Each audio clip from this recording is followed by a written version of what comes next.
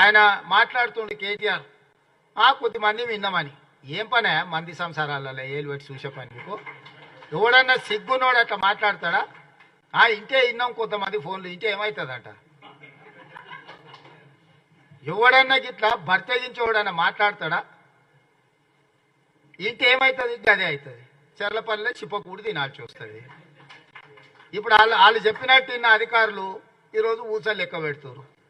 ఆయన అంతకంటే ముందే చెప్పినాం, వద్దురని ఆయన వాళ్ళు దుర్మార్గులు, దోపిడీదారులు, దొంగలు, వాళ్ళ మాటలు విన్నారంటే మీరు జైలుకు పోతారు, మిమ్మల్ని తర్వాత తిరిగి కూడా చూడరని.